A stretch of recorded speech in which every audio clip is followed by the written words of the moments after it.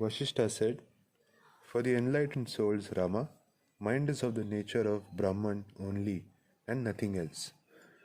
Brahman is the Jiva who has realized the Brahma, Aham Brahmasmi. The Supreme Brahman is omnipotent, eternal, all-pervading and imperishable. There is nothing which does not originate in the expansive self. Whatever its Shakti wills, that form it assumes. It is the power of consciousness of Brahman that manifests in human bodies. The human body is made up of 5 elements. It is the power of movement that manifests in the wind, the power of firmness in the stone, the power of fluidity in the waters, the power of burning in the fire, the power of emptiness in the space, and the power of destruction in the death.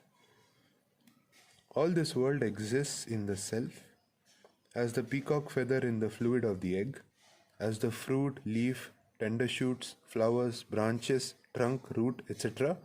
in the seed of a tree. As various crops arise from the earth at different seasons, various powers arise from the self at some time or occasionally. That self, O Rama, is all pervasive and is ever manifest through contemplating. The faculty of contemplation arises and it is called the mind. Initially, the mind manifests. The capacities for bondage and liberations manifest in it. It creates the world known as the earth. Such a creative sequence has come to stay, like the story narrated to a child by the fostering mother. As the events of the story are believed to be true by the child, the sequence of creation is believed to be true by one at the stage of ignorance.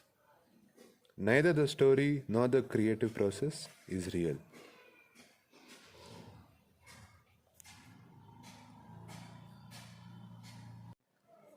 Sri Rama said, "O great seer, what is the nature of the story told to the child?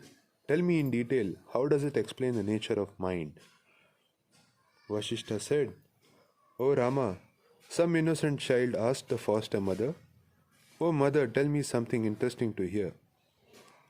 O wise man, in order to delight the child, the foster mother told a story in simple, charming words.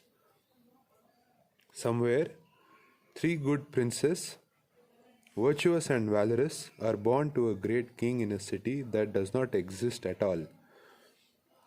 Of the 3, 2 were not born, and the third was not conceived.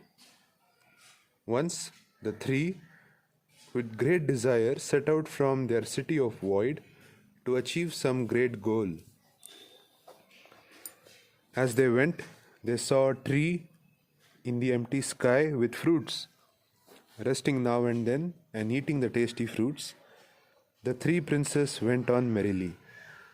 They reached in due course 3 beautiful streams. One among them was totally dry, and in the other 2 there was no water. Exhausted as they were, they bathed in the waters to their delight. They sported in the waters for a long time and drank the milk like water. Then the 3 in the evening reached the city which was still to come into existence. They heard even at a distance the funny talk of people. They saw there 3 dwellings. One was without wall and pillars, and the other 2 were yet to be constructed.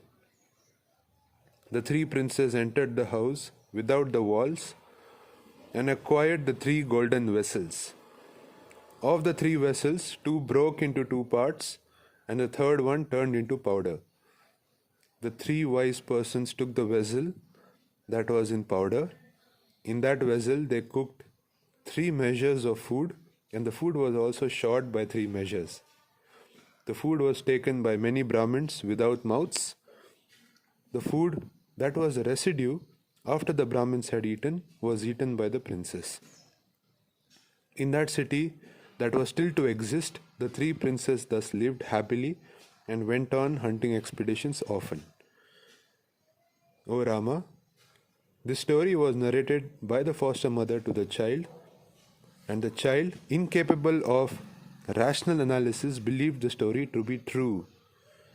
Now I have told you the story relating to the child. This world is real only to the minds incapable of rational inquiry. Such were also the events of the story told to the child. The entire world is the play of the imagination. It is the imaginative inclination that projects the mind. Abandoning this kind of imagining tendency, O Rama, rise up to the superconscious plane and experience sure bliss.